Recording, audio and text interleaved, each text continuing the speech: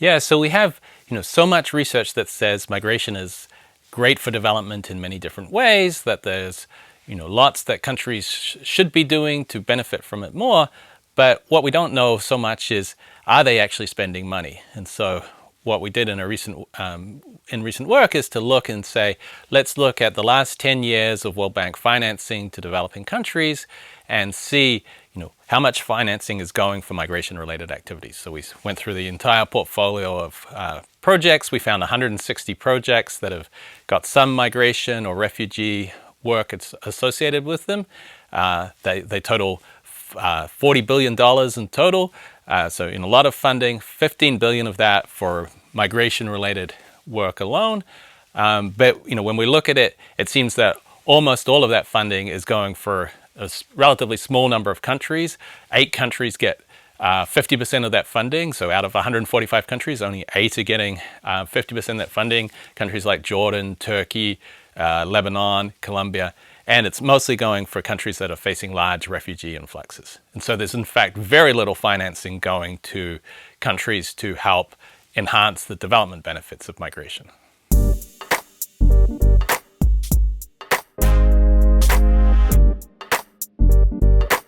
So it's a very good question about why aren't you trying to do more when the best thing many people can do is take advantage of these enormous income gains that they can be had from working overseas. And so I think there's several reasons why governments are not doing more. I think one is just that there's a lack of demand because politically it's seen as giving up if you say, let's try and help our people get jobs abroad instead of jobs at home, and it's seen as a substitute to development strategy, whereas some countries have made it a part of their development strategy. Countries like the Philippines or Kenya is doing this recently. They're saying, we can create good jobs at home and help people access jobs abroad. So I think part of that's that mindset. The second thing is the country structure of their engagement with the World Bank and with international organizations, where migration is something that involves 2 countries or more, whereas typically, a loan is going from the World Bank to a single country. And so if you need actions to take place in multiple countries, it's hard to do that under sort of a traditional financing model. And then thirdly, I think, people just don't recognize what the opportunities are. They sort of think, okay, we're a migrant sending country, things are out of our control. We have to wait for the receiving countries to change their policies. There's not much we can do.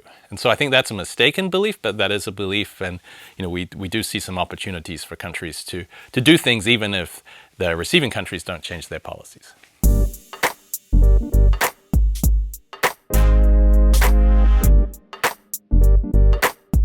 So I think in terms of where are there opportunities to do things right now without having to change, major global migration policy, I think there's sort of several avenues. So the first one is that many countries already are facing problems with their technical and vocational training systems. They come to the World Bank and they ask for money to help finance improvements in these systems because they worry that people are going through this training and then they're not getting jobs.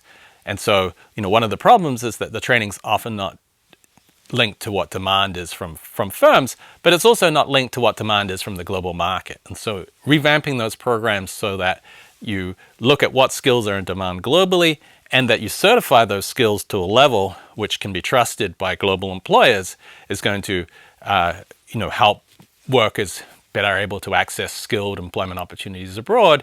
And it's that could already be done under the sort of existing system without needing to change any policies. And so I think that's kind of one very easy low-hanging fruit.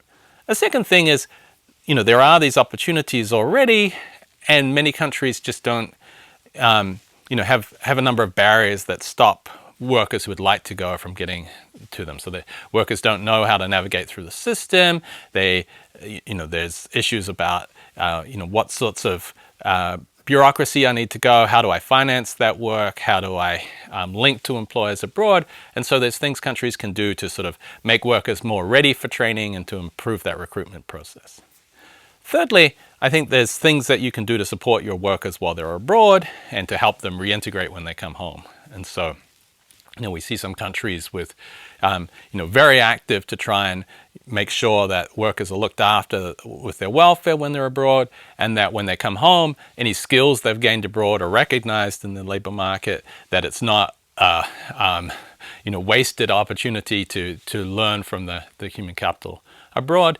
And then I think we also need much more innovation in the financing models. And so, this is a global problem. It's a global opportunity as well. And so, there's new things such as skill partnerships where, for example, Germany may finance training in Morocco for Moroccans to come and do apprenticeships in Germany that can then benefit both Germany and Morocco. And so these types of things are getting tried right now. They're still at relatively small scales, but this is something where we need more international cooperation, and there's sort of some promising avenues there.